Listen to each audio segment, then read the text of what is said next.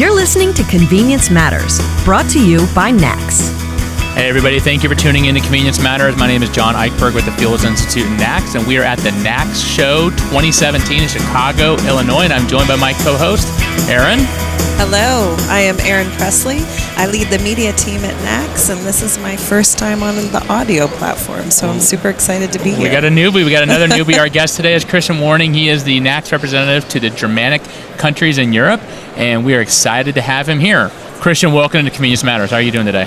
Very good. Thanks for having me here. It's a great pleasure, and I enjoy the show very much. It is an unbelievable experience, isn't it? Yeah, absolutely. And it's good to see that more and more people from around the world are coming, and the increased number also from participants from my markets I'm in, Germany. We have a little community this year here, and it will be growing year after year. So NACS, obviously you're here because NACS has made such an investment in expanding our reach to our members in other countries around the world, becoming much more of a global organization. This week we actually launched the first official meeting of the NACS International Board of Directors, which you serve on. Can you kind of share with us a little bit of what that is and what that means to the industry? Yeah, I think when we look at the topics we had on that first inaugural board meeting, that's pretty global topics, and preparing the Asia Summit and preparing the European Summit, the CSE, in London next summer. It's pretty much the same hot topics around the globe nowadays, and that's very interesting to see. It's about food convenience. It's becoming destinations of our real estates, and it's about technology and of course the big hype around alternative fuels. So can you give us kind of your quick summary of what do you see happening over in Europe in the convenience sector that maybe a lot of our listeners who are in 80 different countries download our podcast? What could they learn from what's going on over there? Overall, I would say it's pretty much the same, that the top-notch players in Europe are doing on the same level like the Wawa, Sheetz, Rudders, or the market-leading chains over here in terms of concentrating on food service, very good, and changing the way the convenience consumer sees a former gas station now as a destination for really coming for convenience experience or even healthier options nowadays. And this is also pretty much just in Ireland or Scandinavia. But overall, it's, I think, about 10% of the sites. The remaining 90 are still on confectionery, tobacco, news kind of kiosk assortment. And this is what you see also on the street in the US with a lot of gas stations. So when you look to the United States, what do a lot of the European convenience retailers look to learn from the United States and what we're doing in convenience retailing? I think very impressive from a European perspective is the operational excellence. That's really world-class in terms of how they execute their offer on a day-to-day basis. And at the end, it's about the people in our business and how the motivation is and the tie-in around the site with the community. That's very impressive from a European perspective to see. And I think it's that sense of employee engagement and getting your employees engaged in the work that you're doing, because that will lead to more profitable business, and that seems to be a universal concept. Absolutely, to creating kind of a sales ladder from starting your career behind the counter and then getting a site manager and growing into the organization. And that's really where those successful chains in the US are very good in, and we really have to have a look. We can learn there a lot and transferring that as best practice in terms of operational excellence to Europe. So what are some of the more successful chains in the German-speaking country that we can look to? It's still that from a forecourt perspective, Big Oil is dominating the market. It's Aral, which is the BP brand in Germany. It's Shell, they're both leading the market. Jet, the P66 subsidiary in Germany, is doing a very, very good job. And in terms of really the actual development is that what is kind of seen as a global trend as well to tie in with other brands and third-party brands. So Aral is doing with Rewe, which is a leading grocery chain, have some Rewe to-go convenience store format introduced recently, and they executed on 1,000 sites in the next 3 years, and that shifts the market dramatically. So everybody has to react to that and to see what's the winning formula is. So a lot of big guys going smaller.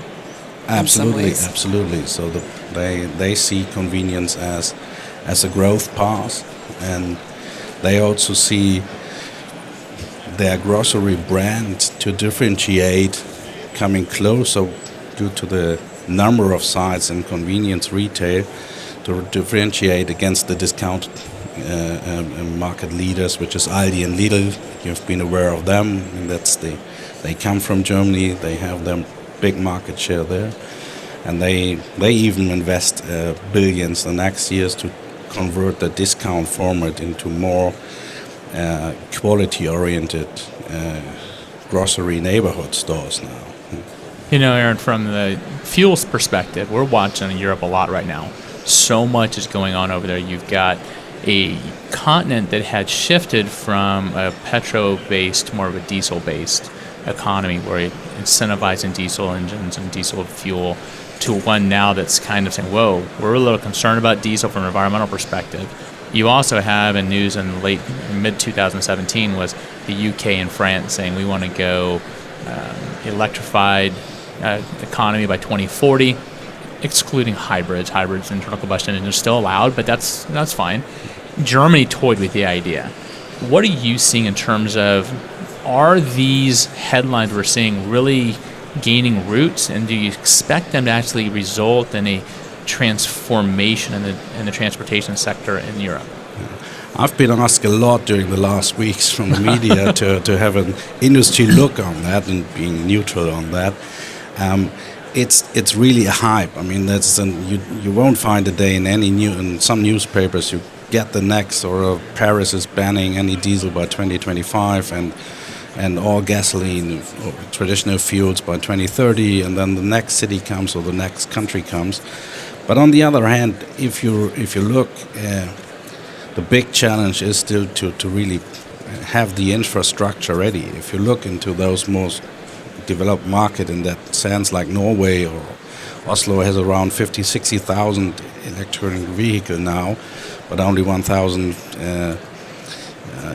fueling stations, so to say, for that, and they struggle a bit with the infrastructure and with the different systems. And so when we discuss that with the industry, we see, yes, of course there will be alternative fuels coming, but which is the one who really will be sustainable in terms of a market like Germany with 46 million registered vehicles. It will still take time to build up the right infrastructure, either for hydrogen or for electric vehicles or different new fuels which are on the way. Mm-hmm. I think that's something, in the United States we talk about it because everybody in the industry, they read a headline and they're going, oh my goodness, the end is here, right? Absolutely. And what we've done at the Fuels Institute is you take a look at what the base is, how many vehicles are in the market, how many are being sold, and what is a realistic conversion rate. And I'm assuming from a proportional standpoint, it's the same. Obviously, 46 million vehicles in Germany. It's 250 million in the United States. We sold 17 million cars last year. Probably didn't sell 17 million in Germany last year. But what we've estimated is, even on a strong growth trend, 15, 20 years from now, you may have an EV market that's 10% of cars on the road. And so this panic is setting in. But when you start peeling back the onion, the reality doesn't seem quite as clear. And everybody points to Europe and saying, well, Europe's leading it. And so we have to pay attention to what Europe's doing. And you're saying that, well, it's kind of the same situation. Absolutely. I think this is, we have to have a close eye what China is doing, actually. Right. Yeah? And they have the big air pollution problems in the biggest cities and metropolitan areas. And if the regulation from their side, from the government, they execute it and it's there. Mm-hmm. Then, of course, the automakers are influenced by that and have their big production plants over there. They might then be more able to have scalable production ready for alternative fuels, especially electronic vehicles. And that's when then the regulation from other countries, like in Europe, may follow. Yeah? So it will be still a regulation topic. And if you look into Stuttgart, the home of Mercedes-Benz Global's headquarters, and they ban diesel. Right. And of course there are big discussions about that. Yeah. And it will be very, very interesting. And it's not a country trend; it's a global trend. It's a global discussion about alternative fuels. But I'm pretty much in you. If you look into the numbers, there won't be an infrastructure ready in the next 2 years. Aaron, he just mentioned you have to bring in China to discussion. You have to bring in these other countries. So as NAC starts looking globally, I mean, he just pointed out how incredibly important it is to be looking at other markets and getting outside of your own borders. Sure, and NACS talks a lot about kind of this life cycle model that we think about when we look at convenience retailing across the globe. You know, every country is dealing with a lot of the same issues, but maybe in a different stage of that life cycle, and there's a lot to be learned, you know, from Australia or Ireland when we think about plain packaging, from China, as you said, with fuel. So that's why having this global focus is so hugely important for the industry. And it was so interesting. I had an interesting discussion this week with a guy who runs 1,200 convenience stores on Hokkaido around Sapporo. And he was asking me whether we have the same situation of overaging our population. They have 35% over 65. And I said, we have in a European perspective, we have 13.9% of the population under 30, whereas you in the US have 40%, and Ireland also has 40%. So in terms of bringing that back to convenience retail in our industry, of course there is not one size fits all. And even if you're an overage population, in cities like Berlin, Munich or Hamburg, they are on the top 10 list for millennials to live globally. So you really have to look into each location, and that's, I think, where our business is all about. And I think that's why NACS goes to different regions. We have Convenience Summit Asia, Convenience Summit Europe. We're working on a Fuel Summit Latin America coming up at the end of 2017. The idea being you move around different regions because, as you said, each country, each little segment has different demographic trends, has different market trends and desires.